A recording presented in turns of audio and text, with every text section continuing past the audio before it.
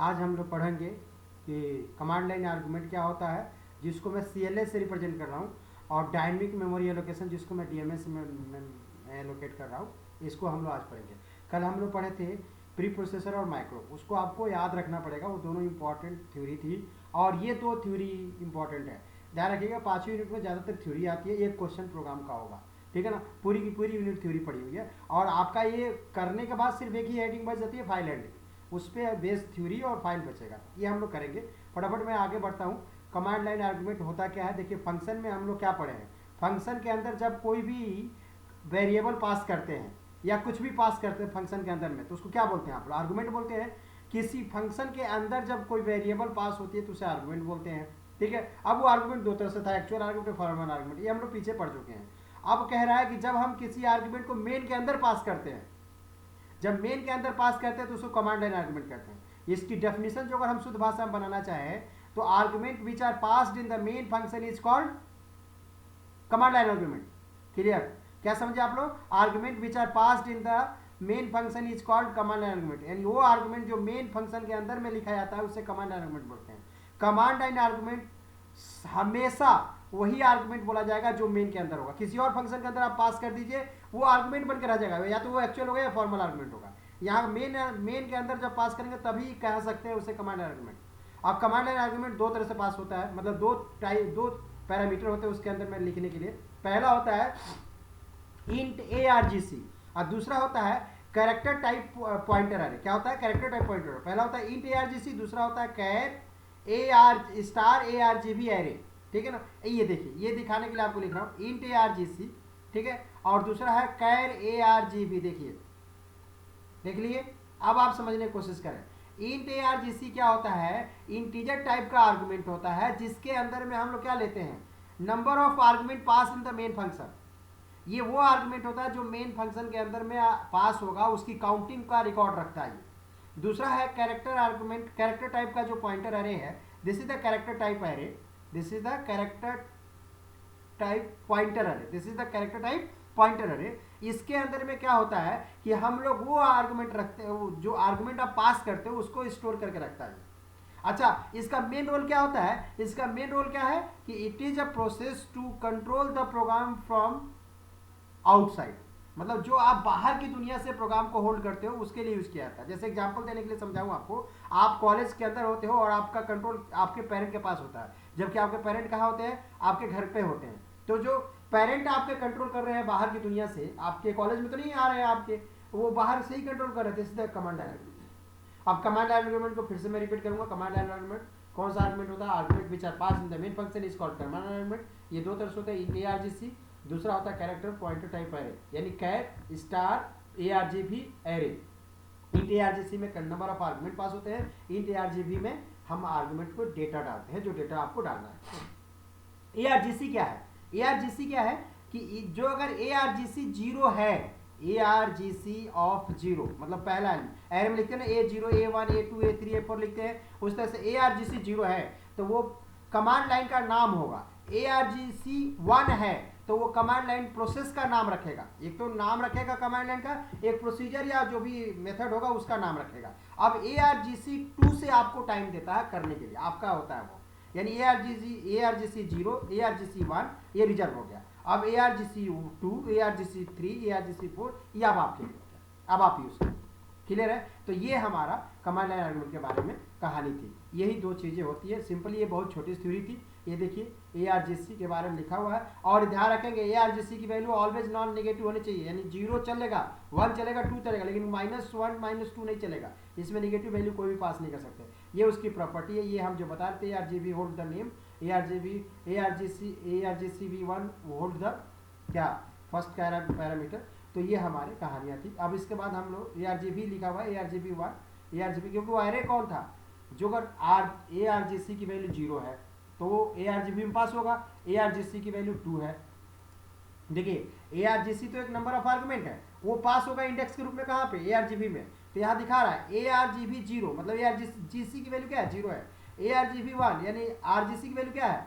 वो क्या है? 1 है। तो इस तरह की चीजें हैं इसमें, ये प्रॉपर्टी आप याद रखेंगे। इस पर एक शॉर्ट नोट्स आता है, हर बार आता है, पिछले 2 सेमेस्टर से ये 10 नंबर का क्वेश्चन आ रहा है सिंपल, जबकि ये छोटी सी थ्योरी है, 5 नंबर का आना चाहिए। फिर भी आप 10 नंबर के लिए क्या तैयार करेंगे, इसकी थ्योरी, ये क्या होता है, इसकी प्रॉपर्टी क्या है, और एक एग्जाम्पल आपको लिखना जरूरी है। 10 नंबर का अपने आप क्वेश्चन मिल जाएगा, ज़्यादा बड़ा नहीं होगा, ज़्यादा छोटा भी नहीं होगा, आराम से हो जाएगा। इसका एग्जाम्पल समझने के लिए मैं एक एग्जाम्पल लेता हूँ। देखिए ये जो लाइन है ये पूरा कमांड लाइन का लाइन है, ध्यान दीजिए, यही लाइन लिखना है आपको। अभी तक आप मेन के अंदर कुछ नहीं लिख रहे थे, ये लाइन लिखी जा रही है, 2 लाइन, 2 पॉइंट लिखी जा रही है ना, ये 2 पॉइंट लिखना ही कमांड लाइन कहलाता है, ठीक है। अब कह रहा है ARGC की ग्रेटर देन वैल्यू 2 है तो आर्गुमेंट लिस्ट अवेलेबल है, ARGC की वैल्यू ग्रेटर देन 2 नहीं है तो एम्प्टी है। एम्प्टी है क्यों बोल रहा है भाई, 0 1 को ये कंसिडर करता नहीं है, 2 से काउंट कर रहा था इसलिए बोल रहा है। अब इसके बेस ये हो गया, बस एक प्रोग्राम हो गया, देख लीजिए, हो गया सिंपल, बहुत सिंपल प्रोग्रामिंग, सिंपल प्रोग्रामिंग होती है, देख लीजिए, ठीक है। यानी ARGC वो तो मेन जो लिख रहे थे वही करते, एक सिंपल प्रोग्राम है, फर्स्ट प्रोग्राम आपका होगा, जो अगर आप इतना भी लिख लेते हैं तो आपका कंप्लीट हो गया कमांड लाइन आर्गुमेंट क्या होता है। इस पे बेस्ड इसकी थ्योरी क्या थी, इस पे बेस्ड हमने कुछ क्वेश्चन सॉल्व किए हुए हैं डिफरेंट जिसका कमांड लाइन से आर्गुमेंट आया हुआ है। देखिए ये देखिए सारे क्वेश्चन है। अब अगला जो हम बिना टाइम डिले करते हैं वो डायनेमिक मेमोरी एलोकेशन करते हैं। डायनेमिक मेमोरी एलोकेशन क्या होता है पहले वो समझते हैं। जो मेमोरी 2 तरह की होती है, एक स्टैटिक मेमोरी एलोकेशन, दूसरा डायनेमिक मेमोरी एलोकेशन। अभी हम जो पढ़ने जा रहे हैं वो डायनेमिक मेमोरी एलोकेशन पढ़ने जा रहे हैं, कल हम पढ़ेंगे static memory allocation. Dynamic memory allocation क्या होता है, एक ऐसी मेमोरी जो कंपाइल होने के बाद जब प्रोग्राम रन होता है उस समय आपका मेमोरी बने, यानी रन टाइम पर जब मेमोरी बनाया जाता है तो उसको डायनेमिक मेमोरी एलोकेशन बोलते हैं। क्लियर है। अब देखिए डायनेमिक मेमोरी एलोकेशन जनरली हम 5 तरह से यहाँ पे पढ़ेंगे। पहला है मैलॉक, दूसरा कैलॉक, तीसरा रीअलॉक। मैलॉक, कैलॉक और रीअलॉक। मैलॉक, कैलॉक, रीअलॉक, ये 3 तो बेसिक फंक्शन है। अब 2 एक्स्ट्रा फंक्शंस होते हैं, साइज ऑफ और फ्री। मैलॉक क्या होता है, देखिए ये आप समझने के लिए, मैलॉक ये लिखा हुआ है, मैलॉक, मैलॉक क्या है, एक इट इज अ मेथड, ये मेथड है, it is a method, semicolon लगाएंगे तब यूज करेंगे, तो it is a method which is used to create the memory at the run time. फिर से मैं बोल रहा हूँ, it is a method which is used to create a memory at the run time. Calloc क्या है, it is a method which is used to create multiple memory at the run time. दोनों difference समझिएगा, दोनों difference समझिएगा। Malloc क्या कर रहा था, सिंगल मेमोरी बनाएगा, एक ही मेमोरी बनाएगा।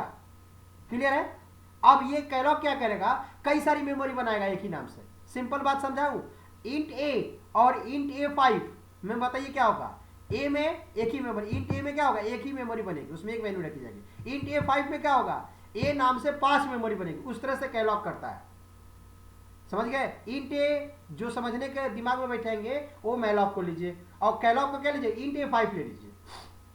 अभी इसका पूरा डिटेल मैं आपको समझाऊंगा, ठीक है ना। अब बात आती है रीअलॉक। रीअलॉक क्या करता है, मैलॉक या कैलॉक से जो मेमोरी आप बनाते हो उस मेमोरी का साइज छोटा हो जाए या बड़ा हो जाए, दोनों केस में, तो उसको बड़ा चाहिए तो बड़ा कर देगा, छोटा चाहिए तो छोटा कर देगा। यानी जो पीछे मैलॉक कैलॉक के द्वारा जो मेमोरी बनेगी उस मेमोरी के साइज छोटा बड़ा करने का काम किसका होता है, रीअलॉक होता है। नाम ही है रीएलोकेशन, ठीक है ना, रीएलोकेशन। यानी it is a method which is used to recreate the memory allocation, recreate the memory allocation in the terms of size, ठीक है। अब साइज ऑफ में क्या करता है, ये जो भी आप इंट ए लिए और इसके अंदर आप ए पास कर दीजिए तो 2 बाइट दिखाएगा। क्यों दिखाएगा ए की वैल्यू 2 बाइट, क्योंकि इंटीजर है, ए जो इंटीजर है तो एक इंटीजर का टाइप क्या होता है 2, तो 2 बाइट दिखा देगा। और फ्री जितनी भी ऊपर मेमोरी बनाया गया था वो मेमोरी को रिलीज कर देगा और फर्दर वो नेक्स्ट प्रोसेस में यूज होगा। जैसे एग्जांपल देता हूँ, रोड बनता है तो रोड पे एक बोर्ड लगा दिया था, work in progress go slow, और जब रोड बन जाता है तो बोर्ड हटा दिया जाता है, दिस इज कॉल्ड फ्री। उसी तरह से फ्री का काम करता है। फ्री का ज्यादा यूज नहीं है अपनी लाइफ में, लेकिन पेपर में आते हैं ये पांचों पेपर में आते हैं, 10 नंबर क्वेश्चन होता है। अब सिंपल इस पर 2-2 4-4 नंबर का क्वेश्चन लिखना होगा। आइए अब आगे बढ़ता हूँ दिखाने के लिए, ठीक ना। ये रहा मैलॉक, देखिएगा मैलॉक को हम क्या बोलेंगे, फिर से रिपीट करिए। Malloc is a method which is used to create a single memory allocation at the run time, ठीक है ना। इसका सिंटेक्स ऐसा होता है, एक वेरिएबल होगा, ptr नाम लिया हूं मैं, दूसरा यहाँ डे टाइप होगा। डे टाइप आप कुछ भी ले सकते हैं, मैलॉक एक उसका जो कीवर्ड है, और इसके अंदर साइज होगा। या तो आप इंटीजर पास करेंगे 2 बाइट ले लेगा, आप कैरेक्टर पास करेंगे तो 1 बाइट लेगा, फ्लोट पास करेंगे तो 4 बाइट लेगा, और आप कुछ नंबर भी डाल सकते हैं। सपोज 10 डाल दिया, 12 डाल दिया, 12 किसी का नहीं है, 8 डाल दिया, 3 डाल दिया, 3 किसी का साइज नहीं है, डाल सकते हैं आप। साइज भी डायरेक्टली पास कर सकते हैं आप। एक एग्जांपल लेते हैं, ptr एक नाम लिया है, ये नाम है राम से हम कुछ भी हो सकता है, इंटीजर टाइप का डेटा टाइप है, इंटीजर टाइप का डेटा टाइप है। इसमें हमने क्या किया, मैलॉक एलोकेशन मेमोरी एलोकेशन करने जा रहा हूँ। साइज ऑफ इंट, यानी जो मेमोरी बनेगी वो इंटीजर के साइज का बनेगी। इंटीजर का साइज कितना है बताइए, 2 बाइट। कितना है, 2 बाइट। अब 2 का गुणे 5 करिए, कह रहा है ये जो होता है, ये जो टर्म्स लिखा गया है 5 का, ये आपको जो अगर मान लीजिए डेटा टाइप स्पेसिफाइड है, उसकी साइज नहीं चाहिए, उससे ज़्यादा चाहिए या कम चाहिए, तो सॉरी ज़्यादा चाहिए तो आप इंटू कर सकते हैं, क्लियर है, कम नहीं ज़्यादा चाहिए तो, ये नहीं कि डिवाइड कर दीजिए, डिवाइड नहीं कर सकते आप। तो देखिएगा, तो 2 बाइट इंटू 5 कितना हो गया, 10 बाइट हो गया ना, यानी पीटीआर नाम का जो मेमोरी बनेगा उसकी साइज कितनी होगी, 10 बाइट की होगी।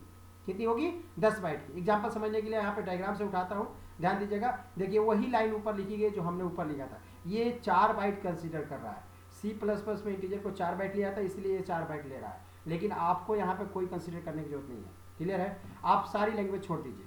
यहाँ देखिए इसने 4 बाइट ले रहा है, हमें क्या इसको सोचना है, 2 बाइट, ठीक है ना। इंटीजर कितने बाइट का होता है, 2 बाइट का होता है। कितने मतलब एलोकेशन चाहिए, 5, तो 5 गुणे 2 10 होता है, 10 बाइट होगा। इसका 20 क्यों हो रहा है, क्योंकि ये 4 मान रहा है, तो 4 गुणे 5 कितना होता है, 20 होता है। हम कितना मान रहे हैं, 2, तो हमारा इंटीजर 2 बाइट का होता है ना, तो 2 गुणे 5 10 बाइट हो गया। तो इस तरह से मेमोरी बन जाएगी आपको। सिमिलरली आपको दूसरा एग्जाम्पल लिया है, जो अगर 100 का गुणा कर दूँ इंटीजर से, तो 100 गुणे 2 200 हो जाएगा, 200 बाइट का बन जाएगा। जो अगर हम कोई गुणा ही नहीं करूँ, तो जो इंटीजर कितने बाइट का होता है, 2 बाइट का होता है, तो 2 बाइट हो गया। एलो उसमें दिखाया हो, देख लीजिए दोनों, ठीक है। अब बात आता है कैलॉग की। कैलॉग क्या होता है पहले समझते हैं। कैलॉग क्या होता है आप बताइए। मैलॉग सिंगल मेमोरी एलोकेशन के लिए होता है, कैलॉग मल्टीपल मेमोरी एलोकेशन के लिए। एग्जांपल दिया तो था इंट ए और इंट ए 5 बताया था ना। इंट ए मतलब सिंगल मेमोरी, इंट ए 5 मतलब 5 मेमोरी बनेगी, ठीक है ना, ए नाम से। इसी तरह से कैलॉग है, इंट ए 5 का रोल प्ले करेगा यहाँ पे। देखिए यहाँ पीटीआर टाइप कास्टिंग मतलब होता है कि आपके यहाँ पे डे टाइप लिखेंगे, कैलॉग लिखेंगे, यानी is the number of memory allocation, जो मेमोरी एलोकेशन आप करेंगे वो। और यहाँ पे साइज, एलिमेंट की साइज डाल दिए, डेटा टाइप डाल दीजिए, जो भी डाल दीजिए। देखिए यहाँ पे बनाया हुआ है एग्जांपल के लिए, पीटीआर इंट कैलॉग 5 मेमोरी बनाएगा। यहाँ 10 लिख दे 10, 11 लिख देंगे 11, 2 लिख देंगे 2, 5 ब्लॉक बनेगा। देखिए 1 2 3 4 5, देख लीजिए 5 है तो 5, 6 होगा तो 6, ठीक है ना। 5 मेमोरी बनाएगा और हर मेमोरी का साइज कितना होगा देखिएगा। इंट इंटीजर कितने बाइट का होता है, 2 बाइट का, इसमें 4 बाइट लिखा हुआ, आप इसको मत ध्यान दीजिएगा, 2 बाइट का होगा। तो 2 गुणे 2 बाइट का एक मेमोरी बनेगी। और कितनी मेमोरी होंगी, टोटल 5। ये जो देखिए 4B लिखा हुआ है ना, ये हमारा 2B होगा, 2B 2B 2B 2B, 2 bite के 5 मेमोरी बनेगी। एग्जाम्पल समझने के लिए हमने यहाँ पे लिया, जो अगर फ्लोट ले लूँ, और फ्लोट कितने बाइट का होता है बताइएगा आप लोग, कितने बाइट का होता है फ्लोट, 4 बाइट का होता है एग्जैक्टली। तो 4 बाइट का होता है, और कितनी मेमोरी बनानी है, 25, कितनी बनी 25। तो देखिए 25 एलिमेंट बनेंगे और सबका साइज कितना होगा, 4 बाइट होगा, ठीक है ना, क्लियर है। ये आप एरो ड्रॉ कर सकते हैं उसी तरह से, जैसे 25 होगा, 1 2 3 4 5 6 7, ऐसे 25 बनेंगे और हर एक की साइज 4, ठीक है ना।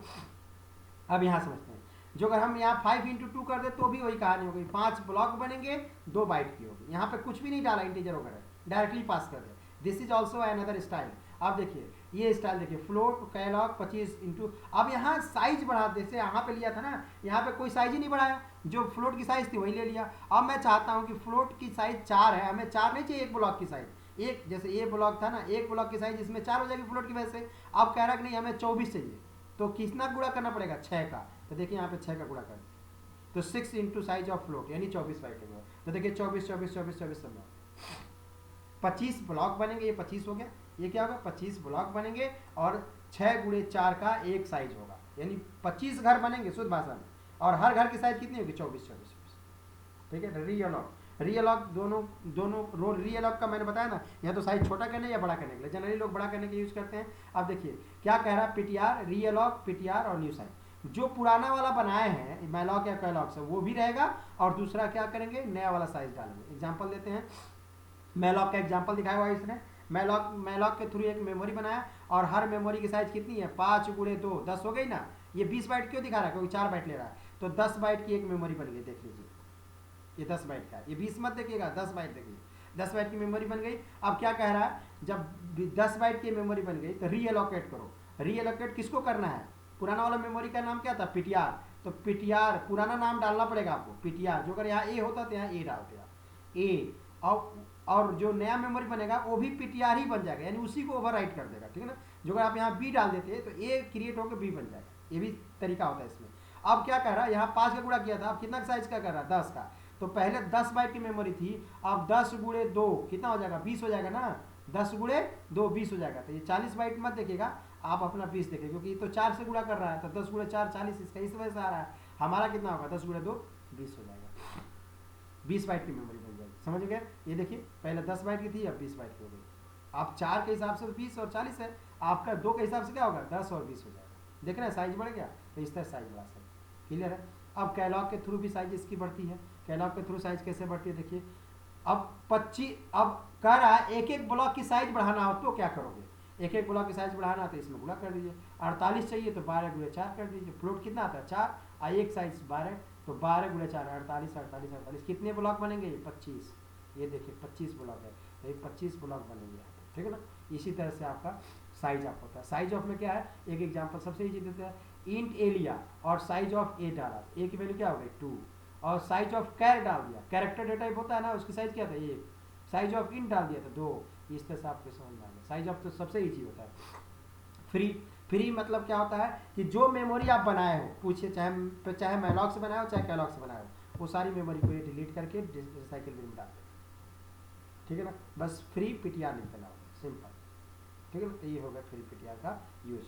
अब देखिए फ्री तो जनरली बहुत कम यूज होता है, ये सिंटेक्स लिखा हुआ, इतना ही लिख देने से खत्म हो जाता है, अपने आप खत्म होगा। आपको ये दिखने के लिए दिखाया जा रहा है। अलाउ, नोट करिएगा, अलाउ नाम का कोई भी मेथड नहीं होता है। क्या होता है, मैलॉक होता है, कैलॉक होता है, री अलॉक होता है और साइज ऑफ, ठीक है। आप ध्यान से देने वाली जो बात है इसमें स्पेशली आप ध्यान दीजिएगा। री अलॉक क्या किया, साइज बढ़ाने के लिए। कोई जरूरी नहीं है कि री अलॉक मैलॉक वाले ही साइज को बढ़ाएगा। कैलॉग की साइज देखिए, कैलॉग से बढ़ी हुई थी साइज, कैलॉग से ऊपर बनाया था ना 25 का, तो वो साइज बढ़ा दिया। यहाँ था ना, देखिए दिखा रहा हूँ, ये वाला 24 था, कितने गुणा था 6 का, अब हमने क्या कर दिया उसी को 12 का गुणा कर दिया। देख लीजिए, तो चाहे मैलॉक से साइज बना हो चाहे कैलॉग से साइज बना हो, री अलॉक दोनों को रिसाइज कर देता है, ठीक है। तो सिंपल भाषा में समझने की कोशिश करें कि जो अगर हम बात को क्लियर करें तो हमने यहाँ पे 5 मेथड पढ़ा, मैलॉक, कैलॉग, री अलॉक और size and free, size and free. Malloc क्या होता है, सिंगल मेमोरी एलोकेशन बनाता है रन टाइम पे, इसके लिए सिंपल डेटा टाइप वगैरह सब सिंटेक्स आपको दिखा दिया। कैलॉग क्या होता है, मल्टीपल मेमोरी एलोकेशन बनाता है रन टाइम पे। री अलॉक क्या होता है, मैलॉक और कैलॉग के थ्रू जो मेमोरी बनती है उसकी रीसाइज करता है, दोबारा मेमोरी को बड़ा या छोटा